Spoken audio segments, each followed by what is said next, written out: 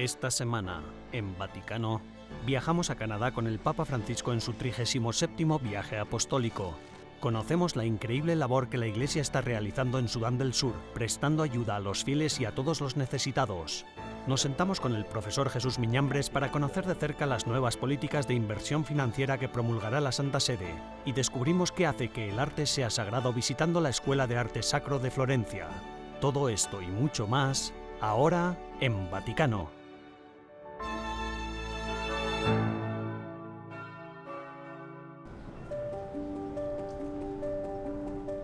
El 24 de julio, el Papa Francisco aterrizó en el Aeropuerto Internacional de Edmonton, en Canadá, cumpliendo así una promesa que había hecho hace tiempo.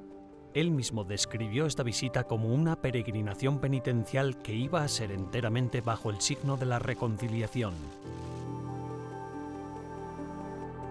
El Papa Juan Pablo II ya había visitado Canadá en varias ocasiones. En 1984 aterrizó en Quebec y recorrió el país durante 12 días. En el proceso, también se reunió con representantes de los pueblos indígenas. En sus discursos, Juan Pablo II condenó la opresión física, cultural y religiosa a la que habían sido sometidos los pueblos indígenas en el pasado.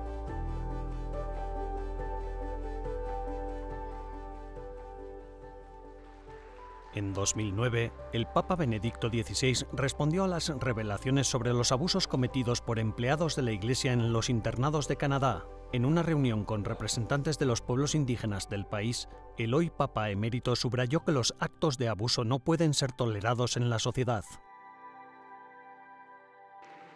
Seguo con dolore le notizie che giungono dal Canada. En mayo de 2021, la noticia de que se habían descubierto tumbas sin nombre de niños enterrados en los terrenos de antiguos hogares católicos causó un gran revuelo.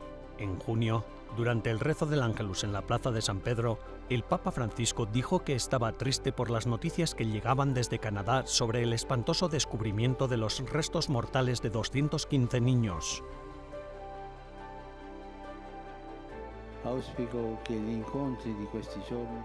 El Santo Padre acabó por reunirse con representantes de los pueblos indígenas manteniendo 2 conversaciones de 1 hora en el Vaticano a finales de marzo de 2022. Las reuniones formaban parte de una visita de 1 semana de duración que los líderes indígenas canadienses realizaron al Vaticano, inicialmente prevista para 2020 pero que tuvo que ser pospuesta. El 25 de junio llegó el momento. Al inicio de su viaje apostólico por Canadá, el Papa Francisco se reunió con representantes de los pueblos indígenas del país. En el encuentro con los representantes de las primeras naciones, Métis e Inuit, el Santo Padre pidió explícitamente perdón por el sufrimiento causado por los miembros de la Iglesia.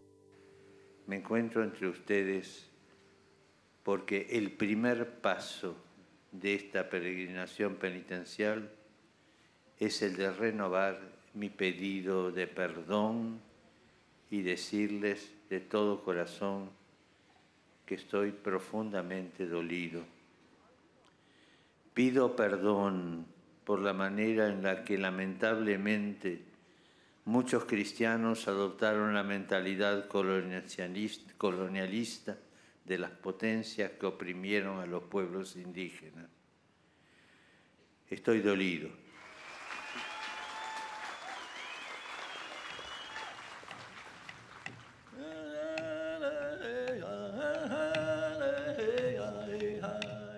El siguiente paso es encontrar formas concretas de aprender unos de otros y continuar juntos el camino de la reconciliación, subrayaron tanto el Papa como los miembros de los pueblos indígenas. Se espera que ya esta misma peregrinación penitencial del Papa Francisco a Canadá sea uno más de esos pasos adelante en este camino.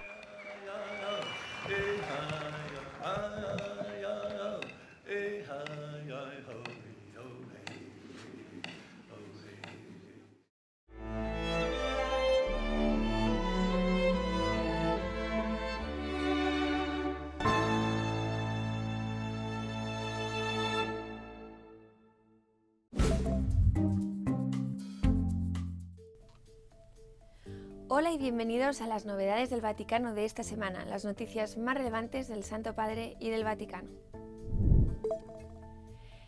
El pasado domingo, a bordo de su vuelo a Canadá, el Papa Francisco se refirió a la Jornada Mundial de los Abuelos y Ancianos. El Santo Padre instó a los jóvenes a mantener el contacto con sus abuelos, comparando esta práctica con un árbol que toma fuerza de las raíces para acabar dando flores y frutos. El Papa dijo que los ancianos pueden ayudar mucho en el futuro simplemente compartiendo su experiencia de vida. Italia se enfrenta a decisiones cruciales para la vida del país. En un telegrama dirigido al presidente italiano, Sergio Mattarella, el Papa Francisco felicitó por su cumpleaños al presidente y también le agradeció su dedicado servicio en medio de no pocas dificultades. Este escrito del Papa fue enviado días después de la dimisión del primer ministro de Italia, Mario Draghi. El pontífice escribió: en esta particular coyuntura, marcada por no pocas dificultades y opciones cruciales para la vida del país, usted sigue aportando una contribución fundamental e indispensable con su elegante liderazgo y ejemplar dedicación. En un nuevo motu propio, conocido como Ad Charisma Tuendum, para custodiar el carisma, el Papa Francisco ha modificado la supervisión del Opus Dei. También ha decretado que su líder, el prelado, ya no podrá ser un obispo. El pontífice escribió que este decreto pretende reforzar la convicción de que para la protección del don particular del Espíritu es necesaria una forma de gobierno basada más en el carisma que en la autoridad jerárquica. La Iglesia debe hacer más por los supervivientes de abusos sexuales, según el Vaticano.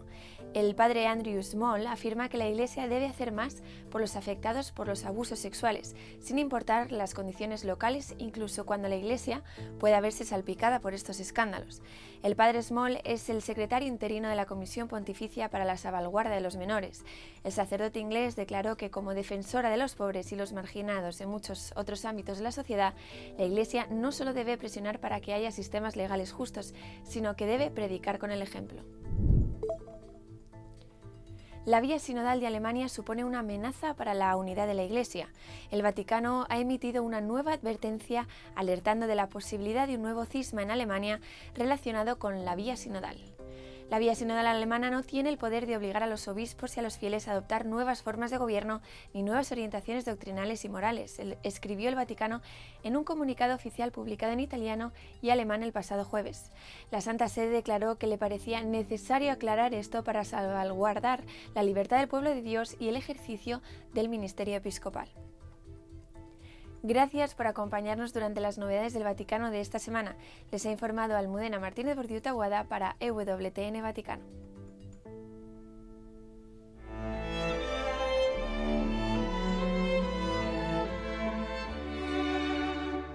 En breves instantes regresamos con más en Vaticano.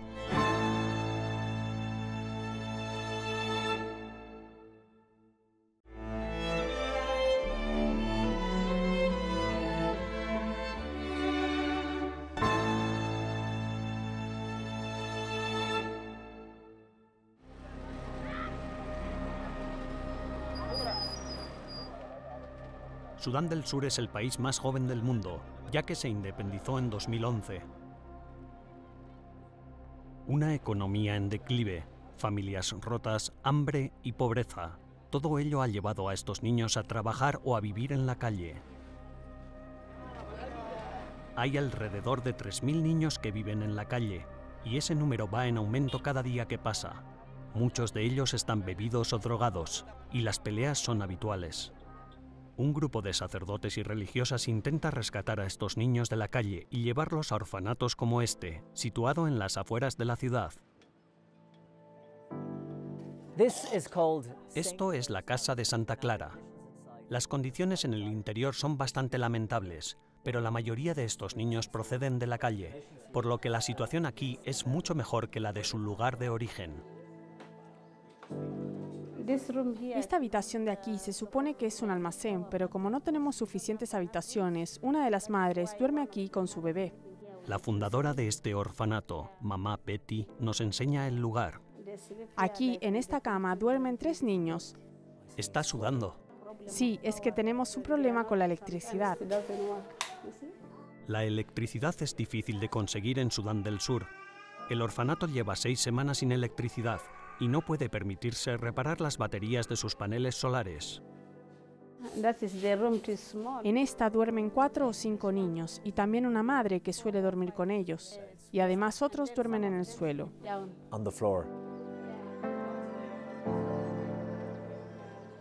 Estas habitaciones tienen lo mínimo, ni siquiera un lugar para que las niñas guarden sus pertenencias.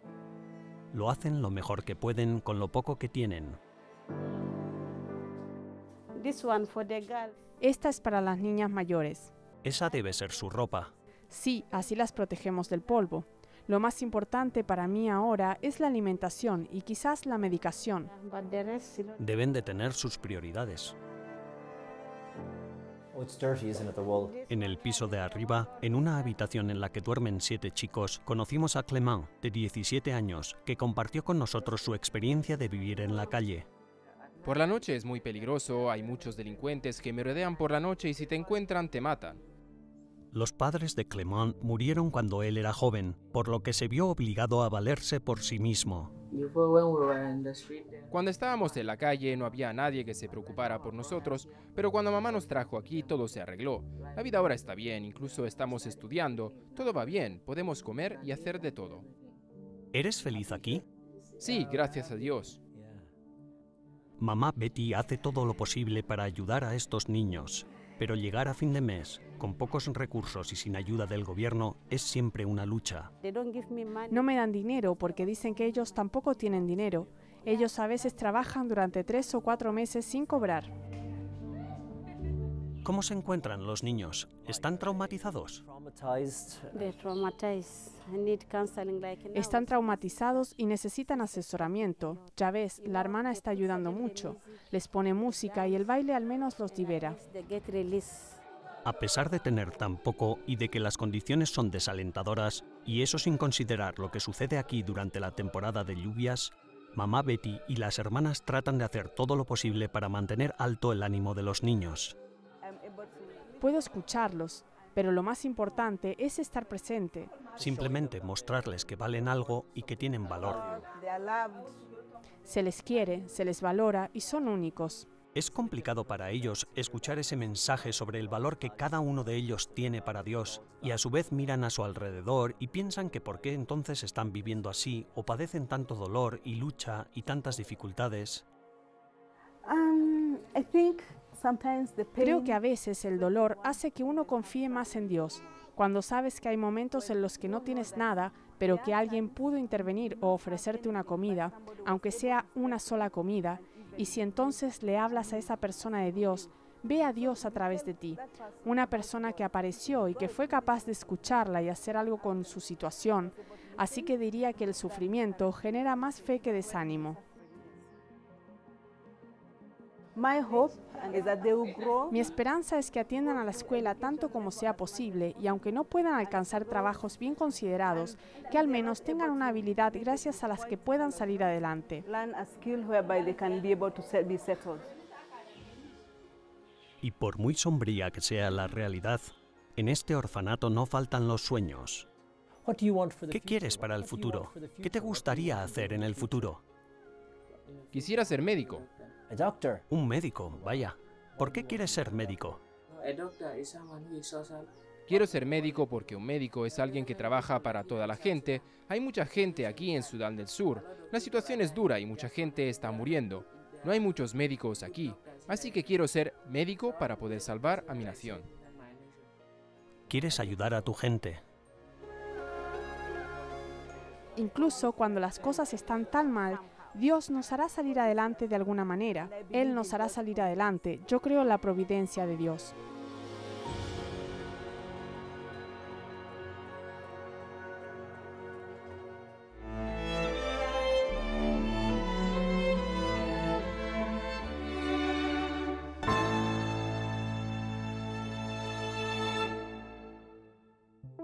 La Santa Sede acaba de anunciar que promulgará una nueva política de inversiones más acorde con la doctrina social de la Iglesia.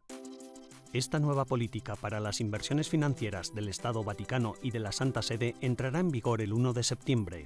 Las directrices dicen que las inversiones deben tener como objetivo contribuir a un mundo más justo y sostenible. Don Jesús, ¿podría explicarme en qué consiste? Para entender mejor lo que sucede en la Santa Sede, Almudena Martínez Bordiuta Boada, de la oficina de EWTN Vaticano, habló con el profesor Jesús Miñambres, especializado en Derecho de Propiedad Canónica, que enseña en la Universidad Pontificia de la Santa Cruz. Y cuando hablamos de inversiones, ¿a qué nos referimos exactamente? ¿Quién hace estas inversiones? ¿Con qué objetivo? Pues como la curia no produce coches o lo que sea, no produce bienes, no vende nada y gasta, entonces necesita financiarse. Hay muchas contribuciones por parte de las iglesias particulares, de los simples fieles, y hay un patrimonio que se gestiona para que rinda algo y con eso se afrontan los gastos de la curia. En ese patrimonio hay bienes inmuebles, que son más famosos, digamos, del APSA o de la Propaganda Fide, y otros bienes que son muebles, que son los que ahora van más de moda, por así decir, y que rinden probablemente más que los inmuebles y que hay que gestionarlos, pues dinero que se tiene que colocar en un fondo de inversiones o hacer un endowment, como se llama, en fin, cosas técnicas financieras que ayudan a sacar provecho del patrimonio que tiene la Santa Sede. ¿Y cómo se van a administrar estas inversiones? ¿Quién va a ser el encargado, por así decirlo? Esto es más complicado, pero parece ser, o sea, por lo que yo he entendido, se abre una cuenta en el IOR que gestionará el APSA. IOR es el Instituto de Obras de Religión, el APSA es la Administración del Patrimonio de la Sede Apostólica. Entonces el IOR es un instituto que nace sobre todo para que los fondos puedan estar presentes en diversas partes del mundo con facilidad y rapidez, y por lo tanto hace un poco de intermediación financiera porque tiene dinero a disposición. El APSA es el que administra el patrimonio de la Sede Apostólica, como dice su nombre. Entonces el APSA ahora ha creado en el IOR una cuenta en la que irán los bienes que se quieran invertir de las distintas administraciones de la Santa Sede, y esa cuenta la gestionarán ellos con la supervisión, ellos, o sea, el APSA, con la supervisión del Comité para las Inversiones, que fue creado con la Predicate Evangelium, que entró en vigor el 5 de junio, los primeros nombramientos son del 7 de junio, y ahora salen estas políticas, que es un documento de política, no políticas, de inversiones, que ellos controlarán de algún modo. ¿Y este nuevo reglamento entrará en vigor el 1 de septiembre y estará unos años de prueba, bajo estudio, o cómo lo van a hacer? Esto, como es casi praxis habitual, se publica ad experimentum, ¿no? Para experimentar durante 5 años, con lo cual, pues hasta el 2027 estará en vigor. En realidad no es un reglamento, es una política de inversiones que debe ser como indicaciones de recorridos que pueden ser hechos sin demasiado riesgo, ¿no? Entonces, porque en las inversiones hay todo un mundo de mucho riesgo y en el que es muy fácil hacer injusticias. Entonces, para evitar esto, se hace una política que sea más o menos unívoca y que pueda ser controlada por este comité de inversiones. Y según su opinión, ¿por qué cree que el Papa Francisco ha tomado esta decisión ahora? ¿Por qué era importante hacer estos cambios? El año pasado salió una norma con la que la Secretaría de Estado dejaba de gestionar personal, digamos, en propio algunos bienes y los pasaba al APSA. Y ahí ya se veía que las inversiones que habían hecho independientemente, digamos, el APSA por un lado, la Secretaría de Estado por otro, la Propaganda Fide por otro y otras administraciones por otros lados, que a lo mejor era bueno que se unificasen, al menos como criterios, ¿no? Quizá no como gestión, pero sí como criterio de inversión. Y por eso en la Predicate Evangelium, que es la ley sobre la curia que salió este año, en marzo, se inventó, aparece un nuevo organismo económico que se llama Comité para las Inversiones. Muy bien, muchísimas gracias, don Jesús. Muchos de nada.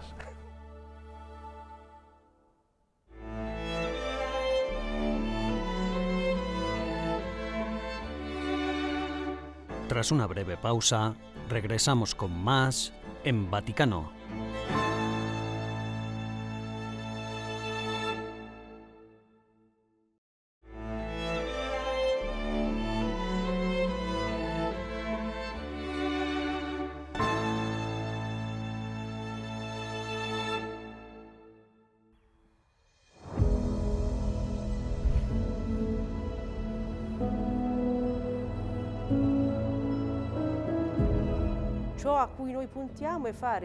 Queremos conseguir que en esta escuela converjan todas las profesiones que tienen que ver con lo sagrado.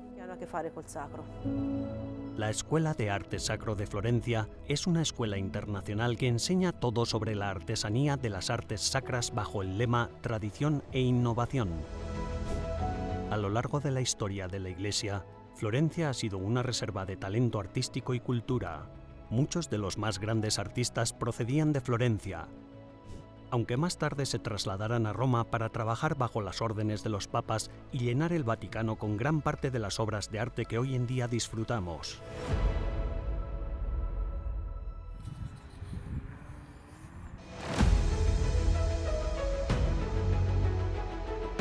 La escuela se centra en explorar el tema de lo sagrado dentro de los diversos campos artísticos y sirve de taller donde se reúnen estudiantes, profesores, artistas y artesanos.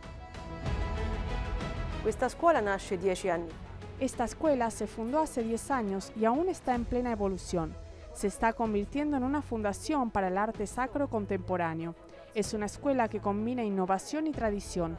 Se basa en 3 talleres, uno dedicado a la pintura, otro a la escultura, otro a la orfebrería y acaba de llegar uno nuevo dedicado a la pintura coreográfica. Hay cursos teóricos muy bien fundamentados en teología y liturgia para comprender el mundo de lo sagrado y luego mucha práctica para convertirse en verdaderos artistas en la materia.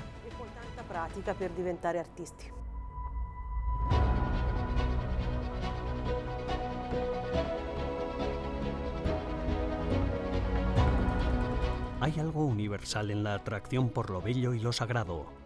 El mundo artístico de lo sagrado atrae a personas de todo el mundo por su capacidad única de hablar al alma de lo trascendente de forma inmediata, profunda y clara.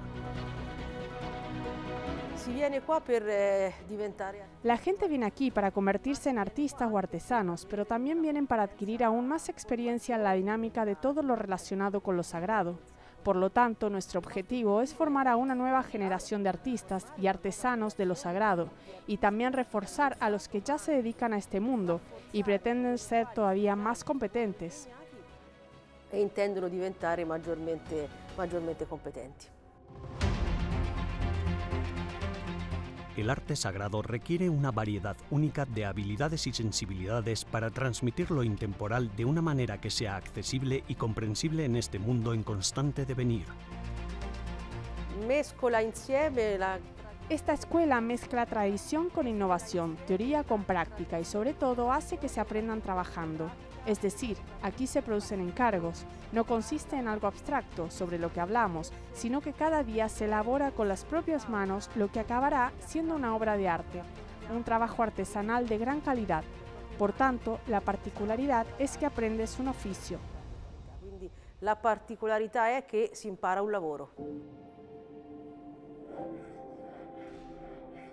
Un ejemplo concreto de este oficio es el arte de la orfebrería, el arte de la elaboración de objetos sagrados en oro que después serán utilizados en la liturgia. Nelle esercitazioni che facciamo, per esempio, realizziamo delle píxili eucaristiche. En los ejercicios que hacemos, por ejemplo, realizamos píxeles eucarísticos esmaltados. Los alumnos, al final del curso, hacen una obra que suele ser justamente sagrada. Pueden ser cruces, por ejemplo. Algunos años se hacen relicarios o custodias o un evangeliario. La joyería la utilizamos más para aprender las diferentes técnicas, aunque después, sin embargo, el objetivo también es hacer cosas para la iglesia. l'obiettivo è quello anche di realizzare cose per la Chiesa. Como en la época medieval, hoy volvemos a recurrir a Florencia para encontrar a los futuros artistas que llenarán nuestras calles de obras de arte que inspiren a lo sagrado y trascendente.